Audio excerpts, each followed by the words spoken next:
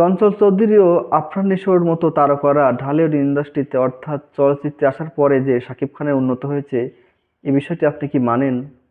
শাকিব খানের উন্নত আরো অনেক আগেই হয়েছে, কিন্তু তার আসার পর থেকে সেটা আরো দ্বিগুণ বেড়ে গিয়েছে। কিভাবে আপনাদেরকে আমি বলি। শাকিব খান যখন পূর্বে সিনেমা করতো নিজের ঢালিউড ইন্ডাস্ট্রিকে বাঁচিয়ে রাখার জন্য, তখন কিন্তু তিনি কোনো কিছু বাঁচতেন না। যে ছবি যে পরিচালক তাকে যা দিতেন তিনি তাই কাজ করে দিতেন, কোনো রকম কোনো হ্যাঁ কিংবা নার প্রশ্ন আসতো না। কারণ ওই সময় তিনি বছর অনেকগুলো ছবি মুক্তি দিতেন, কারণ ওই সময় ঢালিউড ইন্ডাস্ট্রিকে তিনি একাই ধরে রেখেছিলেন। বর্তমান সময়গুলোতে যদি আমরা লক্ষ্য করি, তার সিনেমার যে স্ক্রিপ্টগুলো, প্রত্যেকটা সিনেমাতে তার অসাধারণ অভিনয়, অসাধারণ লুক, একটার সঙ্গে আরেকটার মিল নেই। এগুলো কিন্তু এমনি এমনি হয়নি। যখন আফরান নিশো, চঞ্চল চৌধুরীরা চলচ্চিত্র আসতে শুরু করলো, তখন তিনি নিজেকে আরো একটু নতুনভাবে উপস্থাপন করার চেষ্টা করলেন। তিনি ভাবলেন যে এই কম্পিটিশনটা আরো অনেক ভালোভাবে করা যেতে পারে। যদি আফরান নিশোরা ভালো কিছু করে বেরিয়ে যেতে পারে, আর সেখানে শাকিব খান যদি একটু নিচে পড়ে থাকে, সেটা কিন্তু প্রশ্নবিদ্ধ হয়। এজন্য শাকিব খান তার স্ক্রিপ্ট তিনি অনেক মনোযোগী হয়েছেন। স্ক্রিপ্ট তিনি ভালোভাবে এখন বারবার পড়ে সেটা নির্বাচন করেন আসলে সেই মুভিটা তিনি করবেন কিনা।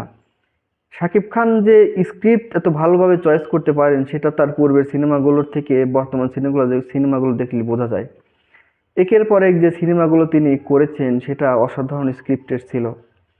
এই স্ক্রিপ্টেড গুলো তিনি যদি অনেক আগে থেকে করতেন, তখন তিনি আরো নাম কামাতে পারতেন, কিন্তু তার ইন্ডাস্ট্রিকে বাঁচিয়ে রাখতে তিনি এটা করেননি। এখন তিনি বছরে হয়তো একটা কিংবা দুটা ছবি মুক্তি দিচ্ছেন। এখন প্রশ্ন হলো যে তার অবস্থানটা কোথায়? তার অবস্থানটা ভাই অনেক ভালো জায়গায়।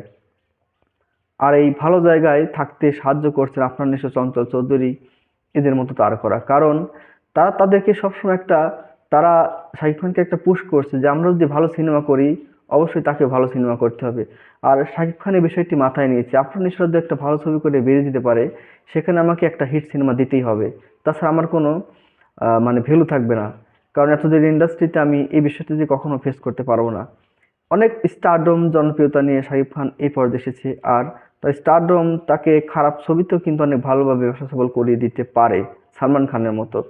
তো যার ফলে কিন্তু তিনি একটা একটা নতুন পর্যায়ে নিজেকে নিয়ে গিয়েছেন, অন্য উচ্চতায়। তো এখন আফরান নিশোর আসার পর একটা চলচ্চিত্রের কম্পিটিশন বেড়ে গিয়েছে। আর এই কম্পিটিশনটা বাড়ার অনেক আগেই দরকার ছিল, যার কারণে এই ঢালিউড ইন্ডাস্ট্রি এখন উন্নতির পথে। তো যাই হোক, না আরও এরকম কাজ সামনে আমরা আশা করি তাদের থেকে। তারা যেন আরও একসঙ্গে একটা ভালো সিনেমা করতে পারে, এই বিষয়টা আমরা মাথায় রাখবো এবং তাদেরকে অনুরোধ করবো তারা যেন একটা সিনেমায় কাজ করে। ধন্যবাদ সবাইকে।